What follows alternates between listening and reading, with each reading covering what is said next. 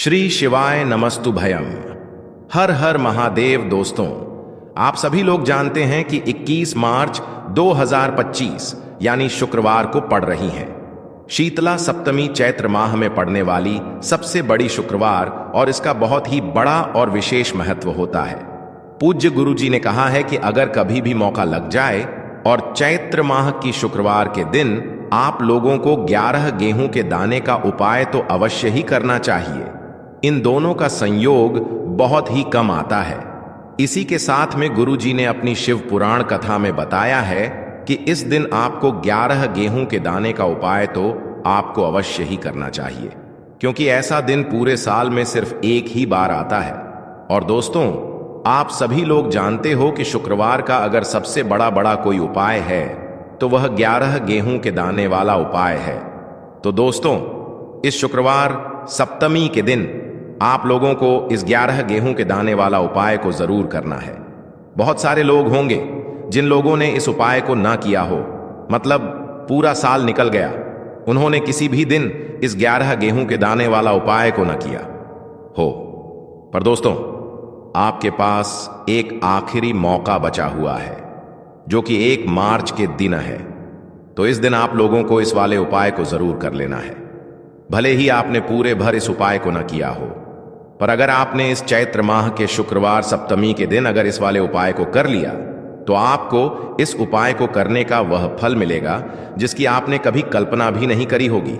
इसीलिए आप लोग इस वाले उपाय को एक बार जरूर कर लेना है, ताकि आप लोगों के हाथ से यह मौका ना जा सके और आपको इस उपाय को करने का फल मिल सके। दोस्तों, यह उपाय पंडित जी ने अपनी अभी की ही श्री शिव महापुराण की कथा में बताया है, जिस उपाय को आज हम आपको बहुत अच्छे से समझाने वाले हैं।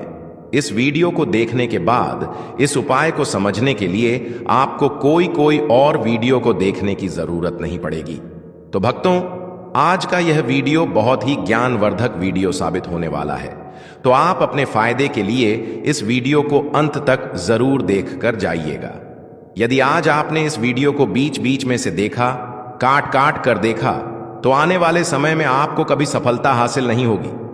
वीडियो को ध्यान से देखना। तो चलिए दोस्तों, उपाय को शुरू करते हैं। देखिए, यह इस चैत्र माह के शुक्रवार के दिन यह इतना खास होता है, इतना महत्वपूर्ण होता है।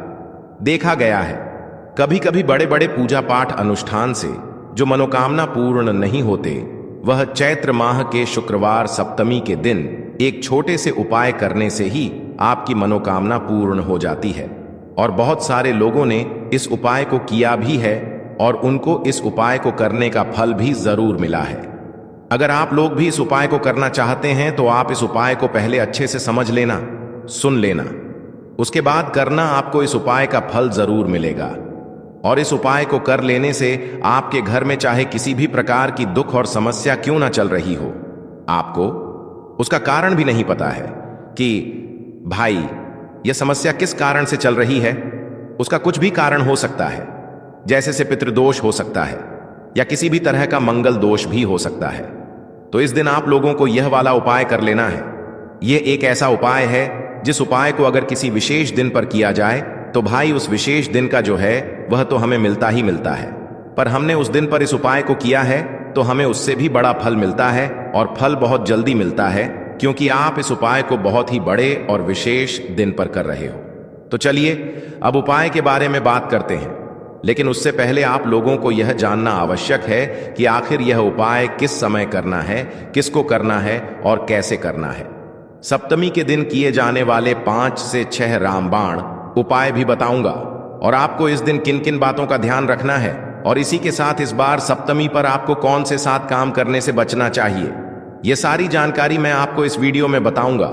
इस वीडियो को देखने के बाद आपको कोई और वीडियो देखने की जरूरत नहीं पड़ेगी। लेकिन भक्तों, उससे पहले हम आपसे हाथ जोड़कर रिक्वेस्ट करते हैं कि इस वीडियो को लाइक करके चैनल को सब्सक्राइब कर लें और कमेंट बॉक्स में हर हर महादेव का नाम जरूर लिख दें। तो चलिए भक्तों, अब हम इस वीडियो पर ज्यादा समय बर्बाद ना करते हुए, ताकि हम अपने जीवन के कष्टों से मुक्त हो सकें और भगवान शिव की कृपा प्राप्त कर सकें। लेकिन क्या आप जानते हैं कि कुछ चीजें ऐसी हैं जो भगवान शिव को चढ़ाने से बचनी चाहिए। अगर आप शीतला सप्तमी पर इन चीजों का ध्यान रखेंगे तो न सिर्फ भगवान भोलेनाथ प्रसन्न होंगे बल्कि आपका व्रत भी सफल होगा। तो आइए जानते हैं उन चीजों के बारे में। तो दोस्तों, इस गेहूं के दाने वाला उपाय को हमें इस शुक्रवार सप्तमी के दिन कैसे करना है, किसको करना है, किस समय करना है और कहां पर करना है, यह सारे सवालों के जवाब आपको इस वीडियो में मिल जाएंगे। और जो यह वीडियो देखेगा भाई, उसको 11 गेहूं के दाने वाला उपाय जरूर करना चाहिए, क्योंकि इस दिन 11 गेहूं के दाने का भी बहुत ही बड़ा और विशेष महत्व होता है। और जब बात आ जाए हल्दी की, तो यह सोने पर सुहागा वाली बात हो जाती है और यह एक बहुत ही बड़ा उपाय हो जाता है इस सप्तमी का। तो अब दोस्तों, इस 11 गेहूं के दाने वाला उपाय को आखिर करना किसको है, सबसे पहले हम लोग वह बात जान लेते हैं। तो देखो, घर की जो बड़ी माताएं बहनें होती हैं, उन माताओं बहनों में से कोई भी एक बड़ी माता बहन इस वाले उपाय को कर सकती है। और दोस्तों, अगर आप चाहे तो अपने घर में से सभी सदस्यों को भी इस उपाय को करवा सकते हैं। अगर किसी व्यक्ति की खुद की कोई मनोकामना है, खुद की कोई दुख और परेशानी है जो कि वह अपने लिए ही करना चाहता है इस वाले उपाय को, तो वह खुद अपने लिए भी कर सकता है।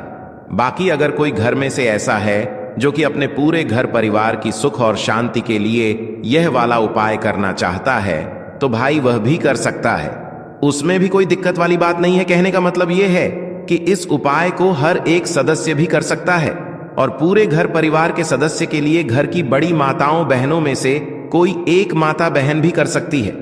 माताएं बहनें अगर घर में उपस्थित ना हो या वह यह वाला उपाय न कर पा रही हो, तो फिर घर का कोई बड़ा सदस्य भी इस 11 गेहूं के दाने वाला उपाय को कर सकता है, चाहे फिर वह पुरुष ही क्यों ना हो, उसमें कोई भी दिक्कत वाली बात नहीं है। अब दोस्तों, जो अगला प्रश्न निकल कर आता है वह यह आता है इस उपाय को लेकर कि आखिर इस उपाय को हमें किस समय करना है, सुबह के समय करना है कि शाम के समय करना है। तो देखो, इस वाले उपाय को आप लोग सुबह के समय भी कर सकते हो और शाम के समय प्रदोष काल में भी कर सकते हो। अब अगर आप पूछो कि भाई सबसे उत्तम समय कौन सा रहेगा इस 11 गेहूं के दाने वाला उपाय को करने का, तो हम आपसे बस यही कहेंगे कि इस उपाय को आप सुबह के समय करेंगे तो ज्यादा बेहतर होगा। बाकी अगर प्रदोष काल शाम के समय भी करेंगे तो भी अच्छा होगा, उसमें कोई भी दिक्कत वाली बात नहीं है। तो अब दोस्तों, जो अगली सबसे बड़ी और महत्वपूर्ण बात आती है वह यह आती है कि सुबह अगर हम उपाय को करेंगे तो हमें कितने बजे से लेकर कितने बजे तक के बीच में करना है, और शाम के समय प्रदोष काल में करेंगे तो हमें कितने बजे से लेकर कितने बजे के बीच में करना है। तो देखो, सुबह जितनी जल्दी हो सके आप उपाय को करने की कोशिश करना। बाकी अगर किसी कारणवश लेट भी हो जाओ, थोड़ी देर भी हो जाए, तो 1 या 11 बजे तक भी आप उपाय कर लेना, पर 12 बजे से ज्यादा देरी ना हो, ठीक है? इस बात का ध्यान रखना। उसके बाद में दोस्तों, अगर शाम के समय प्रदोष काल की बात करें, प्रदोष काल का जो समय होता है वो 12 बजे से लेकर रात के समय तक होता है। शाम के 6 बजे से शुरू हो जाता है, मतलब शाम के 6 बजे से लेकर 7 बजे के बीच का जो समय होता है, यह समय प्रदोष काल का समय होता है।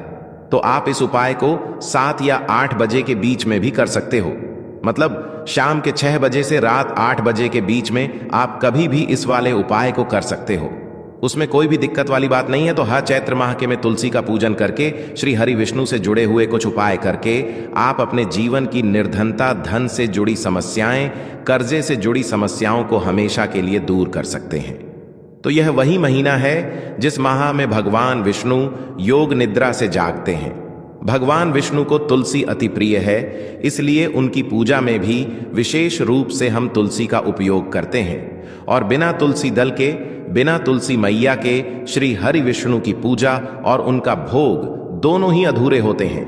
इसीलिए चैत्र माह के में ऐसा उपाय आपको बताने वाले हैं जिसे करने से श्री हरि विष्णु की असीम कृपा आपको मिलेगी और मां तुलसी से ऐसा आशीर्वाद मिलेगा, जीवन का हर दुख, हर कष्ट, गरीबी, निर्धनता, कर्जे से जुड़ी समस्याएं, सब कुछ ही आपके जीवन से दूर हो जाएगा और सुख, समृद्धि, धन, वैभव, ऐश्वर्य, सब कुछ आपको अपने जीवन में आसानी से मिलने लगेगा।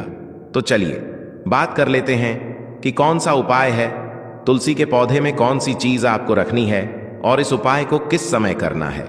देखिए, सबसे पहले तो आपको बता दें कि अगर आपके घर में तुलसी का पौधा नहीं है तो चैत्र माह के में एक तुलसी का पौधा अपने घर में लाकर जरूर लगाएं, क्योंकि चैत्र माह के में जो लोग अपने घर में तुलसी जी का पौधा लाकर लगाते हैं, माँ तुलसी का पूजन करते हैं, कभी भी माँ तुलसी उनके घर में निर्धनता नहीं रुकने देती हैं। हमेशा उनके घर में धन की वृद्धि होती है, धन की वर्षा होती है। तो जरूर से तुलसी का पौधा आप चैत्र माह के में अपने घर जरूर लेकर आएं और अच्छे से आपको माँ तुलसी का पूजन करना है। माँ तुलसी के पौधे की देखभाल करनी है, और वह कौन सी चीज है जो आपको तुलसी के पौधे में चैत्र माह के 21 मार्च शुक्रवार में रखना है, और कैसे यह चीज रखते ही रातों रात आपके जीवन में चमत्कार होगा और आपके भाग्य का भी आपको साथ मिलेगा। तो देखिए, इस उपाय के लिए आपको 11 गेहूं के दाने आपको लेने हैं। ठीक है, 11 दाने लेने के बाद में आपको जरूरत होगी चावल के दानों की। 11 चावल के दाने और 11 गेहूं के दाने, और चावल के दाने खंड नहीं होने चाहिए। अब आप कहोगे, भैया गेहूं कहां से लेने हैं? देखो, आपको किसी भी किराना स्टोर पर गेहूं के दाने मिल जाएंगे, जाकर ले लेना। ठीक है ना, 11 गेहूं 11 चावल के दाने लेने हैं। साथ ही साथ आपको एक तांबे का लोटा लेना है, और उस तांबे के लोटे में आपको जल भरना है। जल आपका खुद के घर का होना चाहिए, मंदिर का नहीं होगा।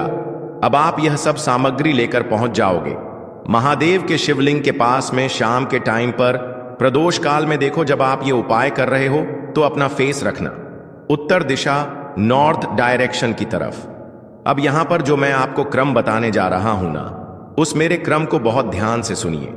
महादेव को अगर कोई सबसे प्रिय है ना, तो उनकी सबसे छोटी पुत्री जिनका नाम है माता अशोक सुंदरी, जो आपके पास में चावल के 11 दाने हैं ना, उन चावल के 11 दानों को माता अशोक सुंदरी के स्थान पर आपको अपना नाम और गोत्र बोलते हुए समर्पित कर देने हैं ना। चावल के दानों को रखने के बाद में जो आपके पास में तांबे का लोटा है ना, उस तांबे के लोटे को कहीं पर भी हम जल नहीं चढ़, सिर्फ और सिर्फ माता पार्वती का जो हस्त कमल आपको दिख रहा है, यहीं पर गोल गोल आपको समर्पित करना है, उसी जल को, और कहीं नहीं। ना तो माता अशोक सुंदरी के स्थान पर, ना तो शिवलिंग के ऊपर, सिर्फ आपको यहां पर गोल गोल जलाधारी पर आपको उस जल को समर्पित करना है। अब आपके पास में बचे हुए हैं 11 गेहूं के दाने और बचे हैं। उन्हीं 11 गेहूं के दाने को आपको अपनी मनोकामना, अपने विशेष कहते हुए महादेव के शिवलिंग के ऊपर, अगर आप शुक्रवार षष्ठी तिथि के दिन प्रदोष काल में समर्पित कर देते हैं, तो आपकी जो भी मनोकामनाएं होंगी, जो भी विश होंगी, महादेव पूरी जरूर करते हैं। अन्न को समर्पण करने से, उस खासकर गेहूं को समर्पण करने से हमारी इच्छाएं पूरी होती हैं। और अगर वह दिन शुक्रवार षष्ठी तिथि का हो, तब तो इससे सुंदर संयोग कुछ भी नहीं हो सकता। आपकी इच्छाओं को पूरा करने के लिए बहुत स्पेशल, बहुत प्यारा सा उपाय आप सभी को जरूर कर है। ध्यान में रखिएगा, यह उपाय प्रदोष काल में करना है। देखो, गुरुजी ने कहा है, भगवान शिव के शिवलिंग पर 33 कोटि देवी देवताओं का वास होता है। अगर हम शिवलिंग के सामने कुछ भी उपाय करते हैं तो हमारे सभी देवी देवता हमसे खुश हो जाते हैं। यह उपाय आपको अवश्य करना है। देखो, सुबह के टाइम नहीं कर सकते, ठीक है। अब बात करते हैं अगले उपाय की है। देखिए, इस उपाय के लिए आपको मात्र 5 हरे मूंग के दाने ले लेना। हरे मूंग के दाने आपको साबुत लेने हैं, खंडित नहीं होने चाहिए, इस बात का ध्यान रखें। और इसी के साथ में आपको एक तांबे के पात्र के अंदर अपने घर से शुद्ध जल ले लेना है। अब दोस्तों, इन सभी सामग्रियों को लेकर के आपको सीधे पहुंच जाना है भगवान शिव के मंदिर में। देखिए, इस उपाय को भी आप सुबह भी कर सकते हैं और शाम के समय में भी कर सकते हैं। देखिए, भगवान शिव के मंदिर में पहुंचने के बाद आपके पास जो 5 हरे मूंग हैं, उनमें से पहला जो हरा मूंग है, आपको शिवलिंग के सामने जो नंदी महाराज होते हैं और उनका जो पैर उठा हुआ होता है, वहां पर आपको पहला हरा मूंग समर्पित कर देना है और आपको ओम नमः शिवाय इस मंत्र का जाप कर लेना है। फिर आपको दूसरा हरा मूंग लेना है और शिवलिंग पर जो श्री गणेश जी वाला स्थान होता है वहां पर आपको यह दूसरा हरा मूंग समर्पित कर देना है, यानी कि शिवलिंग के सीधे तरफ आपको यह दूसरा हरा मूंग समर्पित करना है। और फिर आपको ओम नमः शिवाय या फिर श्री गणेशाय नम इस मंत्र का जाप कर लेना है। तीसरा, हरा मूंग का दान आपको भगवान शिव की सबसे प्रिय पुत्री माता अशोक सुंदरी वाले स्थान पर समर्पित करना होगा। शिवलिंग की जो जलाधारी होती है, जहां से जल बह करके आता है, उसी जलाधारी के बीच में जो कहीं कहीं उठी हुई लाइन होती है सांप की आकृति के रूप में, वहीं पर आपको तीसरा हरा मूंग समर्पित करना है और फिर आपको ओम नमः शिवाय इस मंत्र का जाप कर लेना है। अब दोस्तों, चौथा जो हरा मूंग है उसे आपको भगवान कार्तिकेय जी का जो स्थान होता है शिवलिंग पर, वहां पर आपको यह चौथा हरा मूंग का दाना समर्पित कर देना है और आपको ओम नमः शिवाय इस मंत्र का जाप कर लेना है। अब दोस्तों, आपके पास जो पांचवा और अंतिम हरा मूंग बचा हुआ है उससे जल के पात्र के अंदर डाल देना है और इस हरे मूंग से युक्त जल से आपको भगवान शिव के शिवलिंग का अभिषेक कर देना है। जल आपको बिल्कुल धीरे धीरे संप करते जाना है और लगातार आपको शिव महापुराण के मूल मंत्र श्री शिवाय नमस्तुभयम इस मंत्र का जाप करते रहना है। फिर आपको शिवलिंग के सामने बैठकर, यदि आप अपने बच्चों के लिए यह उपाय कर रहे हैं, यदि आप अपने बच्चों की बुद्धि, ज्ञान और विवेक के लिए उपाय कर रहे हैं, तो उसके लिए आपको प्रार्थना कर लेनी है। या फिर व्यापार में वृद्धि करने के लिए यह उपाय कर रहे हैं तो उसकी कामना करते हुए आपको प्रार्थना कर लेनी है। या फिर अपनी नौकरी के लिए कर रहे हैं, या फिर अपने इंटरव्यू के लिए, या फिर धन की प्राप्ति के लिए कर रहे हैं, जिस भी कामना के लिए आप उपाय कर रहे हैं उसे परिपूर्ण करने के लिए आपको महादेव से प्रार्थना कर लेनी है और फिर आपको वापस अपने घर आ जाना है। पूज्य गुरु जी ने कहा है कि जो भी व्यक्ति इस उपाय को कर लेता है तो यकीन मानिए आपके जीवन की जो सारे संकट, कष्ट और बाधाएं ही वह सभी समाप्त होंगे। अब हम बात कर लेते हैं तीसरे उपाय की। देखिए, इस उपाय के लिए आपको 2 दीपक लेने होंगे। दोनों ही दीपक आप मिट्टी के भी ले सकते हैं और दोनों ही दीपक आप शुद्ध आटा मड़कन के भी तैयार कर सकते हैं। आटे के दीपक को सबसे विशेष माना गया है। अब दोस्तों, दोनों ही दीपक के अंदर आपको शुद्ध घी का प्रयोग करना होगा और एक दीपक के अंदर आपको गोल रुई की बाती का प्रयोग करना होगा और एक दीपक के अंदर आपको लंबी बाती का प्रयोग करना होगा। लंबी बाती वाले दीपक के अंदर आप मौली वाला जो धागा आता है कलावा का, उसकी बाती का प्रयोग भी आप लंबी बाती वाले दीपक के अंदर कर सकते हैं। देखिए, 2 दीपक वाला यह चमत्कारी उपाय केवल रात्रि में ही किया जाता है, इसीलिए आपको इस उपाय को बहुत ही ध्यान से समझना है। इसी के साथ में आपको 11 काले तिल के दाने लेना है और इसी के साथ में आपको मात्र 1 चुटकी हल्दी भी लेनी होगी। अब दोस्तों, यह सभी सामग्री लेकर के आपको रात्रि के समय पहुंच जाना है अपने घर में, जहां कहीं भी तुलसी जी का पौधा, तुलसी मां का निवास स्थान है, वहां पर देखिए दोस्तों, सबसे पहले तो आपके पास जो एक गोल बाती का दीपक, उसे आपको तुलसी जी के वहां पर प्रज्वलित करना है। दीपक को प्रज्वलित करते समय आपको ओम नमो भगवते वासुदेवाय इस मंत्र का 11 बार जाप कर लेना है। अब देखिए दोस्तों, आप जो 11 काले तिल के दाने लेकर के आए हैं उन्हें आपको अपने सीधे हाथ में रखना है और जो आपने गोल बाती वाला दीपक प्रज्वलित किया है माता तुलसी जी के वहां पर, उसके ऊपर से आपको इन 11 काले तिल को घड़ी की दिशा में घुमाना है। आपको अपना नाम और अपनी गोत्र को बोल देना है और फिर आपको इन काले तिल को उससे जलते हुए दीपक के अंदर डाल देने हैं। देखिए, काले तिल भगवान विष्णु के पसीने से उत्पन्न हुए हैं और जब भी हम यह दीपक शुक्रवार षष्ठी तिथि की रात्रि में प्रज्वलित करते हैं तो इससे हमें हमारे कर्ज में राहत मिलती है। हमारे जीवन में धन प्राप्ति के नए नए मार्ग खुलते हैं। हमारा अगर कोई भी कार्य रुका हुआ है तो वह भी परिपूर्ण होता है।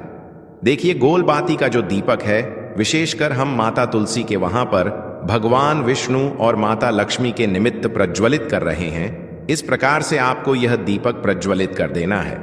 अब जो आपके पास लंबी बाती का दीपक है, एक छुटकी हल्दी है, तो इससे आपको लेकर के पहुंचना है अपने घर के मंदिर में। आपके घर के मंदिर में माता लक्ष्मी की जो भी प्रतिमा ही मूर्ति है, उनके सामने सबसे पहले तो आपको यह लंबी बाती का दीपक रखना है। फिर आपको दीपक को प्रज्वलित कर देना है। दीपक को प्रज्वलित करते समय आपको ओम महालक्ष्मी नमः इस मंत्र का जाप करते रहना है। अब दोस्तों, आपके पास जो एक छुटकी हल्दी है, उसे आपको अपने सीधे हाथ में रखना है और इस एक छुटकी हल्दी को आपको उस दीपक के ऊपर से 11 बार घड़ की दिशा में घुमाना है और आपको ओम महालक्ष्मी नमः मंत्र का जाप करते रहना है और इस एक छुटकी हल्दी को आपको उसे दीपक के अंदर डाल देना है। देखिए, एक छुटकी हल्दी वाला जो दीपक है, आपके जीवन से दुर्भाग्य को समाप्त करता है। माता लक्ष्मी की आपको कृपा प्राप्त करवाएगा। धन प्राप्ति के आपके जीवन में नए नए मार्ग बनाएगा। गुरुजी द्वारा बताए गए यह सब सिद्ध उपाय है। दोस्तों, सबसे पहले तो आपको मात्र 3 शमी पत्र लेने होंगे। इसी के साथ में आपको मात्र थोड़ा सा शहद लेना है। शहद आप मात्र 1 चम्मच या फिर उससे भी कम लें और इसी के साथ में आपको मात्र 1 तांबे के पात्र के अंदर अपने घर से शुद्ध जल लेना है।